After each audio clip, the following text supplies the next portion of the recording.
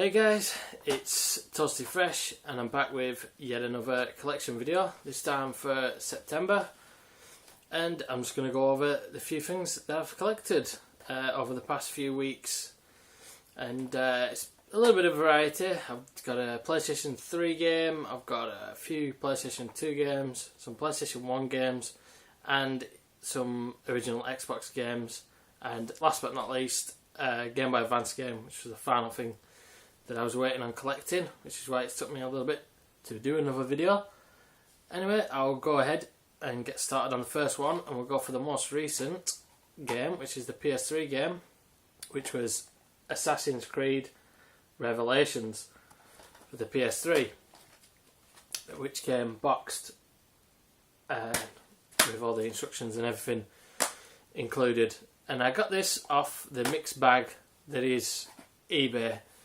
Now, some people don't like to deal with eBay that much because, like I said, it can be a bit of a mixed bag. You can get some really good deals on there and you can get some stuff for very reasonable prices, but on the other hand you can get people trying to sell things for just silly money, and people just basically trying to make a quick buck by trying to sell PS1 games and a bit further down for as much as they can do, basically like 75, 100 quid. I've seen some PlayStation 3 games, PlayStation 1 games should I say, on there for, and just ridiculous things like that. Any role-playing games usually they try and fetch high price, but you can get good stuff, and also it depends on the buyer as well, the condition that you end up coming in, how they box it as well. Can be a bit of a mixed bag, but you can get some good gems in there, like I got Jet Set Radio absolute mint condition for about £2 something with postage, so it isn't all bad. It's just you got to be very patient and set, I think, a limit is the key to it. Just set a price limit. Anyway, I'm rambling on. I'll go ahead with the PS2 games, and one that I picked up again from the local charity shop, which has been a little bit of a gold mine for stuff like PlayStation 2 and original Xbox and things like that. I got State of Emergency for the PS2, again fully boxed with instructions. That set me back £1 because that's all they charge. It's a flat £1 for any kind of games. And I got this because I already had it. I bought it from Entertainment Exchange, but then I lost it before I got home. I put the bag down somewhere and I only realised when I got home, so I don't know where the hell I lost it, but someone got this all free copy of State of Emergency anyway, but it only sent me back 50p, so it wasn't the end of the world, really. But I remember playing a little bit of this, and I wasn't overawed by it, to be honest. I think it was kind of a game that Rockstar had their name to before they released GTA 3. I don't think they really had the biggest hand making this. I think it was more the VIS or Viz. They were more the people that had a hand in the software side of things, of actually producing, actually making it. I think Rockstar were more producing and distributing it. I'm not too sure though. Anyone can correct me on that. But that only set me back £1. I didn't mind too much. I know I could have got it cheaper from Entertainment Exchange, but it's for charity at the end of the day, and it's not that much dearer either. And the other game that I picked up from there was GTA 3 or Grand Theft Auto 3, which I already have, but because it was in really good condition, the disc and the case, I decided to get it. And because it also had the map as well, which I don't have with my copy. And then I noticed an interesting thing, that it was a different disc, so a different printing to the one I have, where if you notice on that one it says GTA 3 on the disc. This is my other copy of GTA 3, which actually says Grand Theft Auto 3. So the collector side of me, I'm thinking I might actually just keep hold of that one now, because it's enough of a difference to maybe keep it, and a little bit of a curiosity there that it's a different pressing without it actually going to platinum. So I decided to keep hold of that. Mainly I was going to just get it anyway, just because I thought anybody who needs it, I can trade with them or just give them the copy for £1, and it just keeps it from somebody getting it who maybe wants to make a little bit of money on it. I know it isn't the best of value games anyway, but I just thought, what the hey, I might as well keep it in safe hands until I can move it on. And another game I picked up, this one it set me back £2 from a local like kind of pawn shop, like second-hand shop, and they had a few PS2 games, and being enjoying my retro stuff, I decided to part with the £2. I could have got it for cheaper in Entertainment Exchange, but I thought, what the hey, this is in good condition. It's Midway Arcade Treasures 2, and that's again boxed complete. And my big memories are Mortal Kombat 2 and Mortal Kombat 3, and I do remember some of the others, like I remember Pit Fighter. I remember that being an absolute stinker of a game. My brother had that for the Amiga 600, and he had it and I think we even got it or borrowed it for a little bit for the SNES. Didn't get any better on either console. And I kind of remember Rampage, destroying buildings and eating people and that kind of thing. But mainly for me, the Mortal Kombats are my big memories, and I'm looking forward to trying out Narc, because I don't remember if I tried it way back in the day or not, but it is meant to be quite a cool game. And I think I kind of remember Primal Rage a little bit as well. But that's a neat little retro collection again, compilation that I could play through. And then, moving on, I got some games from an online shop that I noticed was selling games a lot cheaper than Entertainment Exchange. So I picked up a few goodies. And the first one, which is a series, again, along with Dragon Quest in RPGs, another one series that I've never played, which is Kingdom Hearts for the PS2. And that's complete as well, and that set me back $1.99 from this online shop, and Entertainment Exchange is selling that for about £8 I think. And I also got the follow-up Kingdom Hearts 2, which again is boxed with instructions, and that has a neat little shiny case to it.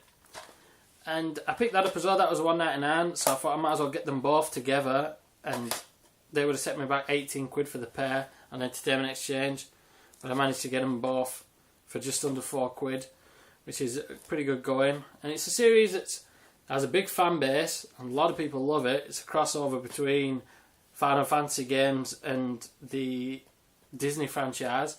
So being Disney, it kind of put me off, maybe thinking it would maybe a little bit more kiddie-ish. So maybe that's being a bit narrow-minded of myself.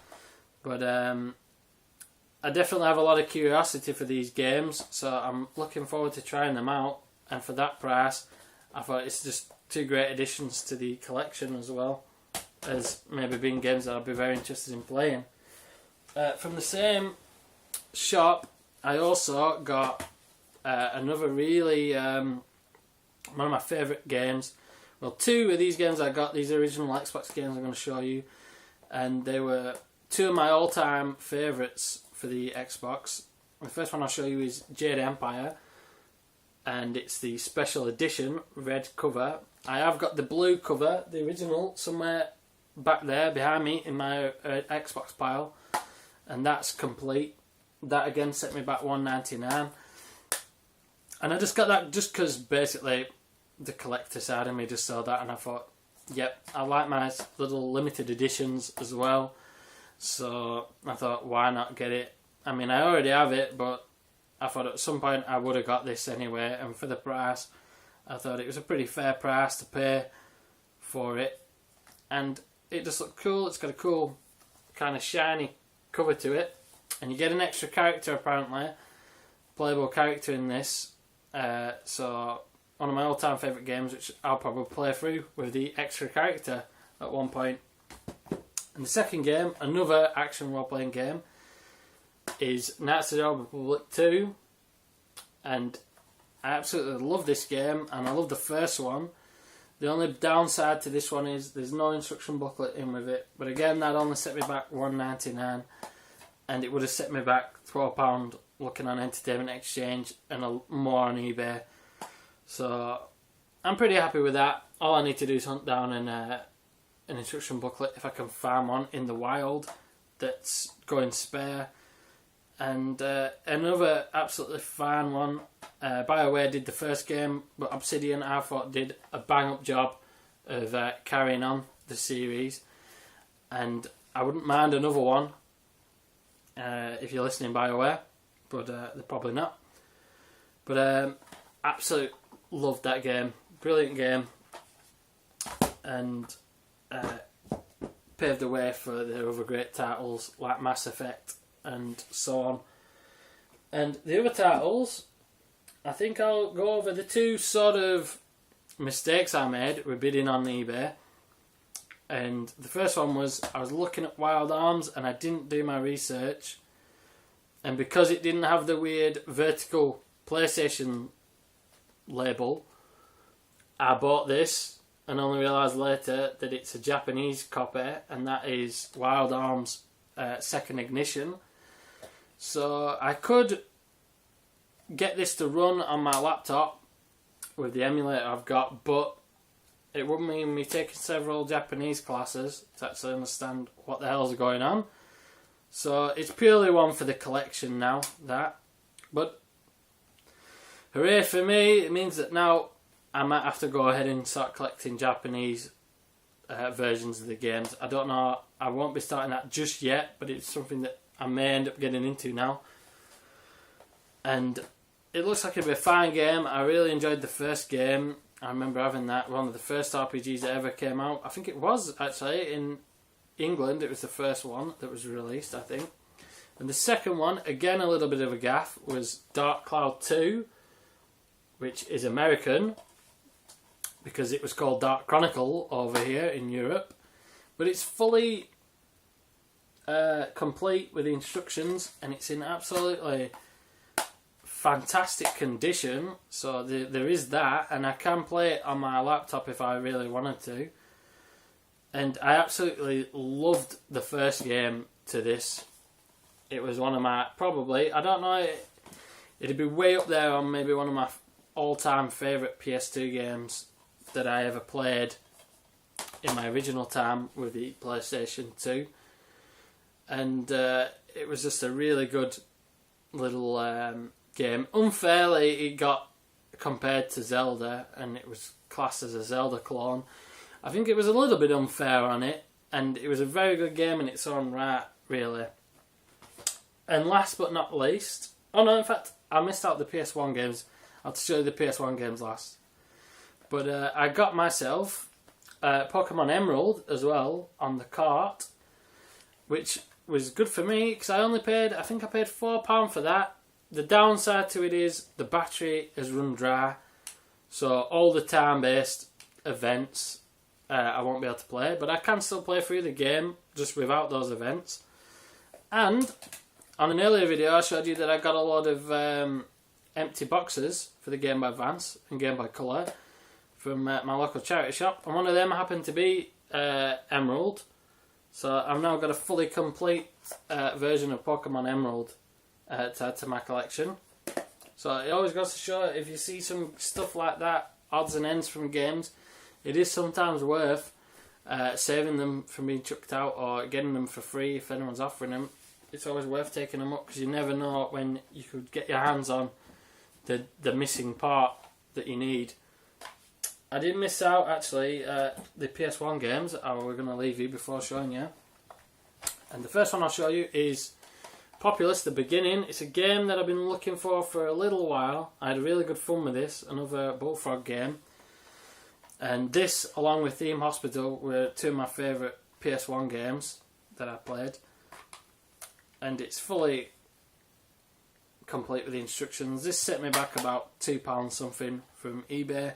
It has got a little crack there at the top, and it does have a little one, I think, on the back somewhere. But overall, it's in not bad condition for a PS1 game. And it is a really good, it's one of the best strategy games, I'd say, that came out for the PS1, along with a few others like Command and Conquer and Warcraft 2 was an amazing game as well, and Civilization 2. Those were some amazing strategy games. And then another one I picked up, which is one that I probably shelled out a bit of the most for. I think I shelled out about £9 something for Wild Arms, and that was J Cocoon, which again I own this. A bit of an underrated RPG. When a lot of people talk about RPGs for the PS1, J Cocoon never really gets a mention. But again, that's fully complete with the instructions. And it's a good little, like, kind of Mayan, Incan themed role-playing game with shades of Pokemon in with it as well, where you're trapping beasts in cocoons. And it is a fun little game. I did have a lot of fun with it, and it's well worth picking up if you can find it. It set me back £6, and it's in almost immaculate condition. There's no cracks on the cases, and everything looks well in order with that one. So I'm very pleased to get that one in almost 100% condition. And another two games I got, which I wasn't looking to get anything else really, but out of curiosity I went on eBay again, because sometimes I just can't out window shopping, and I picked up two games for a £5, and those were two more fighting games to add to the collection. The first was Dynasty Warriors, the first one, and then I got Bloody Raw as well,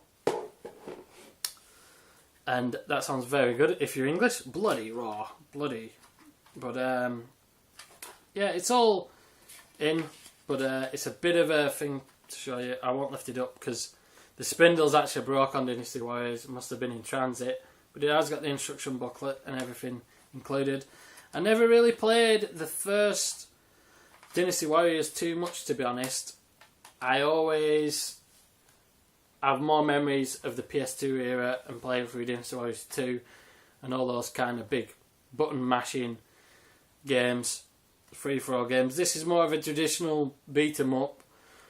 And I think I played the demo and I was a little bit intrigued by it, but not enough to actually warrant going out and hunted it down and buying it. So I'll have to have a good look at that one. And Bloody Raw is a game that I've never actually played. I've heard a lot of good things about it since I said that I bought it. A lot of people are saying it's excellent.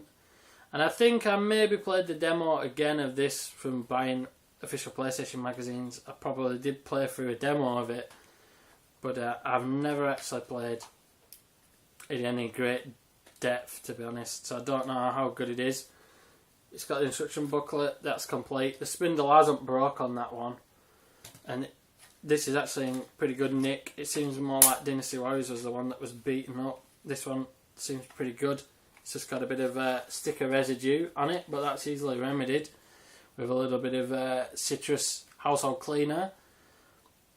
But that's about it. Oh, and before I forget again, another thing I picked up, and I picked it up ages ago when I did other videos, and I kept forgetting to show it, and that was a strategy guide, and the first one that I've got now to my collection, which is the first Modern Warfare Games official strategy guide from Brady Games.